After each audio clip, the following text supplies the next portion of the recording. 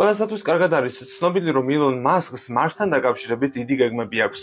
მისმა კომპანია SpaceX-მა ამისთვის რაკეტა Starship-ი შექმნა, რომელიც გამოცდის რეჟიმშია, მაგრამ სამომავლოდ მისი გამოყენება სწორედ მთვარისა და მარსის მისიებში იგეგმება. მასკმა ახლახან სოციალურ ქსელში პოსტი გამოაქვეყნა, რომლის თანახმადაც შესაძლებელია წითელ პლანეტაზე რაკეტა სულ რაღაც 2 წელში გავუშვათ.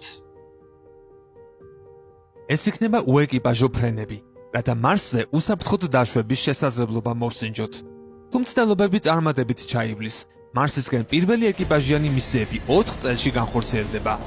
ფრენების სიხშირე ექსპონენციურად გაიზრდება და წითელ პლანეტაზე დაახლოებით 20 წელში მდგრადი ქალაქის აშენების გეგმას მიუახლოვდებით.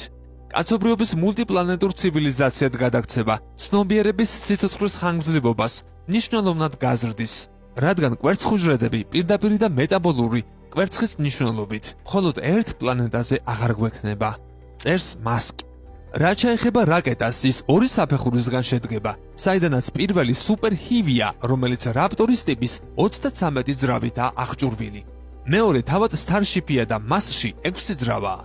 ამ აპარატზე დიდი მედებს ამყარებენ, რადგან მის მრავალჯერად გამოყენებას მთვარისა და მარსის მისიებში აპირებენ. გეგმის მიხედვით Starship-ის დახმარებით არტემის 3-ის ეკიპაჟი დედამიწის ერთადერთ ბუნებრივ თანამგზავრზე დაეშვება, რითაც იქ კაცობრიობის დიდი დაბრუნება შედგება. მარსზე კი მასკს კოლონიის დაარსება სურს. ამისთვის იქ ტვირთის, მათ შორის ბაზების ასაშენებლად საჭირო მასალებისა და რაც მთავარია ადამიანების ტრანსპორტირებას სწორედ Starship-ი ითავებს. არ დაიზარო, გამოიწერე ჩვენი YouTube არხი, დაგვიჭირე მხარი.